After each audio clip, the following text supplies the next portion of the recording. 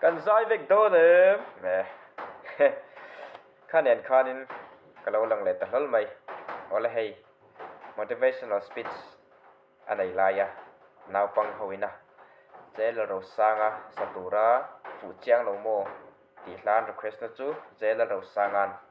aran zai sak dona ni chu chu kan lo tir hai lo kan lo tir hole dona nuam takin enjoy takin tu te pon hemi channel lo ena jela ro sanga zai alo ena piangin lo fila nuam taka lo ngai turin karon gen chau ne okay let's go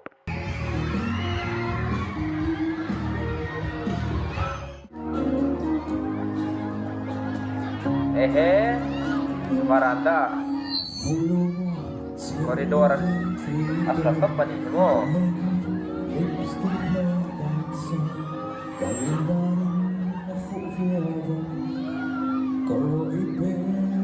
Vecina come on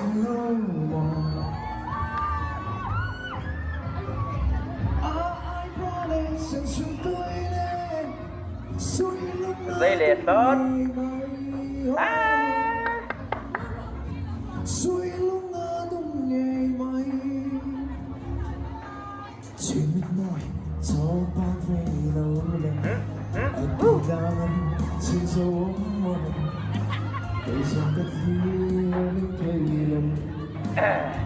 mi pui apenas é copiado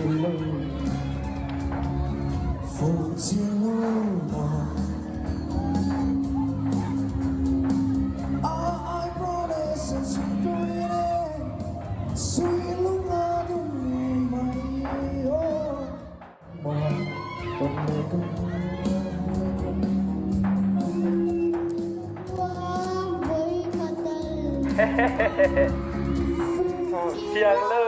mo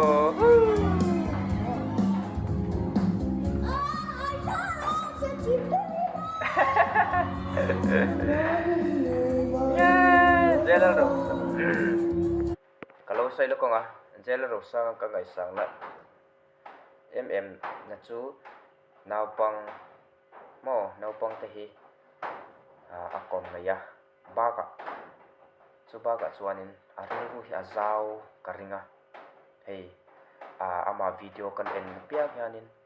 chuanin smiling face hi anai ani mi tam takina kan ngai sang ani baga hianin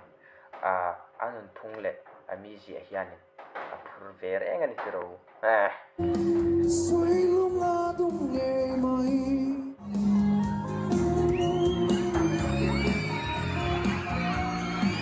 ano apel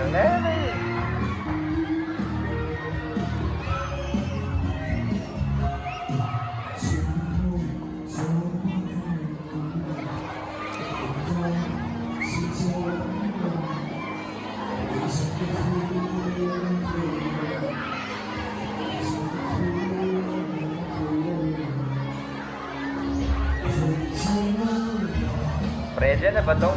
batong mabe present na tamde maya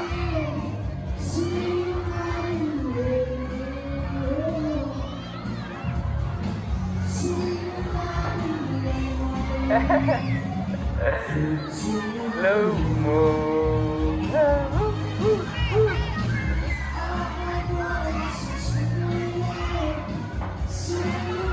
na pang song siya din ang tekip ko ni may din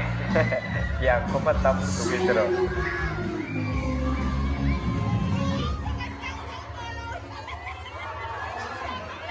lâu tốt đấy cái lò đấy